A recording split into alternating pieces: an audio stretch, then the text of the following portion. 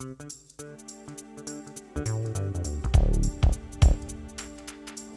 everyone, and welcome to another episode of FiST Chat, the vodcast that discusses topics related to film, science and technology. My name's Ben Warner and I'm joined by Stephen Kern. How are you doing there, Steve? Hi everyone, I'm doing fine. It's great to be back on FiST Chat this week. Oh, it's all good. And today we're going to be talking about the future of private transport. As a kind of offshoot to climate change, there's a lot of discussion in terms of renewable energy, and obviously cars are traditionally powered by petrol, oil.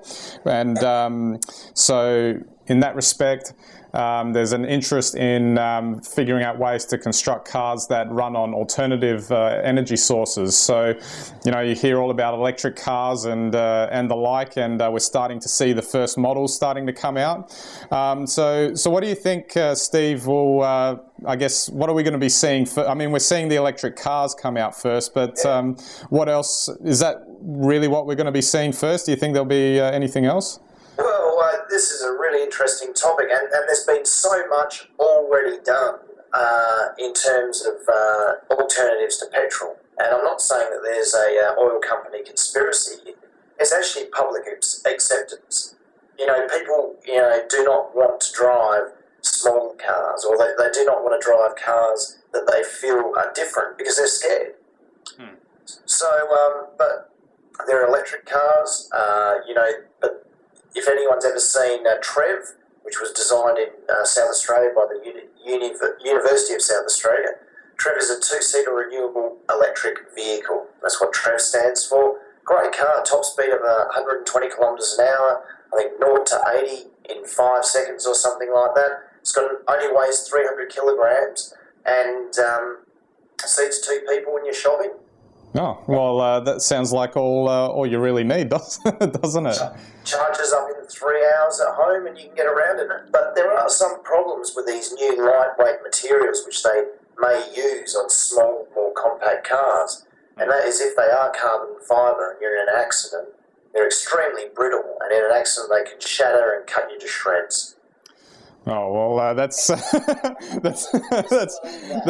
nice positive thought. It'll hopefully get us not into any crashes with them. I mean, one thing that really interested me about, like, if we stay on the electric car thing for a moment, there's like discussions on how that would be practically used, and the idea of literally having a power point everywhere you park. You know, like you just kind of plug yourself in while you're there, and it'll charge itself up. I mean, it's kind of it's a really nice, I think, kind of idea. It seems like almost like an efficient type of idea in that respect. But I guess at the moment, electric cars are still kind of limited in their range and that sort of thing as well. I mean, you'd have to expect that once electric cars get to the stage where they're maybe, at the same capacity as what a petrol-driven car is, if you can get 500 k's out of a charge or something like that, then they'll probably take off. And probably at that point too, oil prices probably will skyrocket. They just keep going up. At some point, there's probably some sort of transition where electric cars are more economically feasible, and if that arrives, then they'll probably take off. Well, I mean, the truth is they are already more feasible in terms of pure economics. Okay, the engines are smaller, and they're usually only the size of a watermelon in reality. But the biggest problem you outlined there is the recharge, and there will be something very soon. It's a lithium-air battery. Sorry, that's new technology. But if you just want a rule of thumb, the petrol pump delivers 40 more times more energy than a power point. So if you think it takes you 3 or 4 minutes to fill up your car with petrol, an electric car would take 40 times as long, because that's how much bang for your buck is in petrol. But electric vehicles, once they cure those problems, yes, definitely. But there's no reason we shouldn't be able to get around in electric vehicles now. One thing that I guess came to mind in thinking about this topic was, if you're plugging, basically it's electricity that we're talking about in terms of power. So what happens if our sources of power are still non-green sources, like coal and that sort of thing. From an environmental perspective, until the power sources change to a renewable type sources, clean energy, is there really going to be much impact there as far as, the environmental side? Well, there's an interesting thing because a lot of these electric cars will actually be able to recharge themselves with regenerative braking, which some of the hybrids already have. And what they're saying is that what will be possible is you'll bring your car home, you'll plug it in, and we'll very shortly all be connected by smart grids. And what the smart grid will be actually able to do will be able to detect that your car has charge and actually draw on charge. So you might start powering your neighbour's air conditioner with the battery in your car. Hopefully, though, the smart grid will return that energy to your car somewhere along the way. But that is a big problem. And I mean, this is a whole other FiST chat topic, but we have to move away from coal. If you were to get that electricity from somewhere else, then it becomes a very, very, basically it will wipe out all our vehicle emissions. Yeah. Well, and that's obviously the big thing at the moment because, all around the world, I mean, we're seeing it here as well. There's a huge debate going on that's just kick-started in the last week in relation to tackling carbon emissions, and cars are a big contributor to that. But it's just, I guess, all right, so we've got just another thing, and we were just discussing this before we got on, was the idea of hybrid vehicles and whether or not they're actually environmentally friendly. Wow. It'd be dubious. Look, if you get a really good small capacity petrol engine, you'll probably get, there are makes out there that'll do 6.5 litres per 100. If you go diesel, you might get down to 5 or under 5. A hybrid car's only going to get underneath, or around the 4 mark. And you're expending all that energy to make 2 motors. You've got a normal motor and an electric motor. So there's a lot of emissions that are created by creating the second motor. Yeah. Yeah, this is a really big problem because there's no way of accounting for that. And people don't really know how to account for, the transfer. So we're not using petrol because we've got an electric vehicle, but you've got a coal-fired power plant down the road. I mean, how do you know really if you're doing any good at all? So moving on from that, is there any other type of models that maybe aren't based on electricity or something else that could be on the horizon? There are some pretty interesting other models. I don't know how feasible they are, but there are compressed air cars that basically what they do is they release air that's compressed to turn a flywheel. And you can get maybe 50 or 60 kilometres. I guess as a personal vehicle, that's not so bad. There's obviously electric, and I hope people have heard of the Tesla. That's an electric sports car.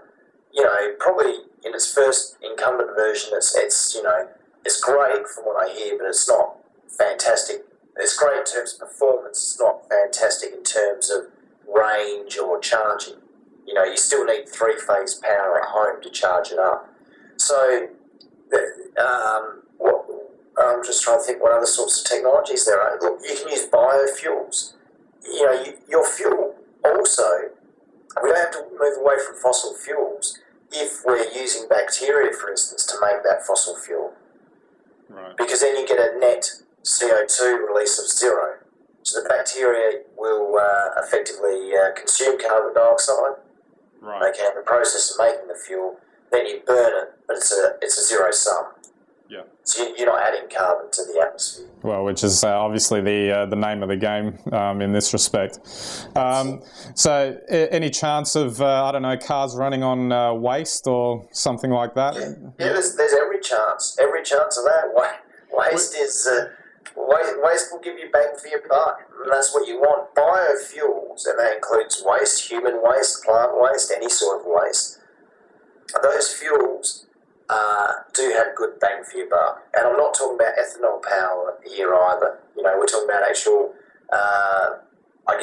biodiesel, for instance. We're talking about stuff more like the petrol that you're used to. Yeah, well, I mean, you'd think everyone would win there because, you know, it solves a waste problem, and it also solves, you know, the emissions from the car problem, and also how to power it. I mean, that would be a perfect thing, but I don't know, you would think in the world that we live in where, you know, you get corporations that like to sort of stake a claim to being able to sell this sort of stuff, that it wouldn't be just as simple as, you know, you tie up your bag of rubbish and then just throw it into the tank kind of thing. It wouldn't be as simple as that.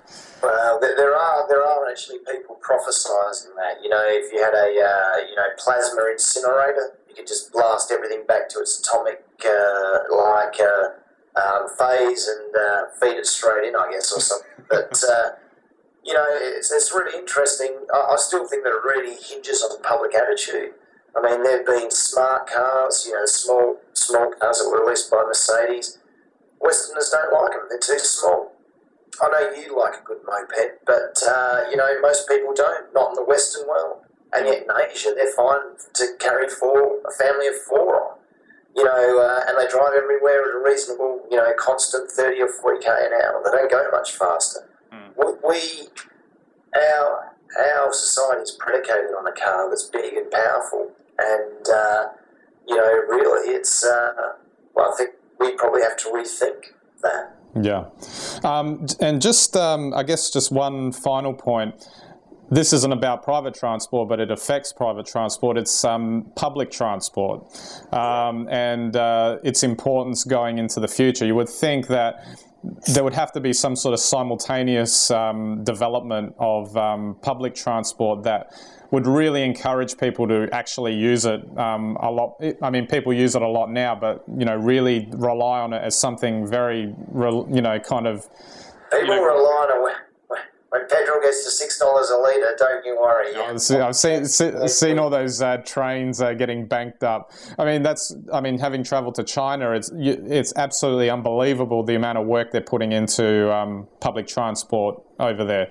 I mean, I mean, it's not like us over here. You know, there's like a lot of red tape to go through. If they just decide that's it, we're building a high-speed train to go from here to here, they'll get it done in 6 months.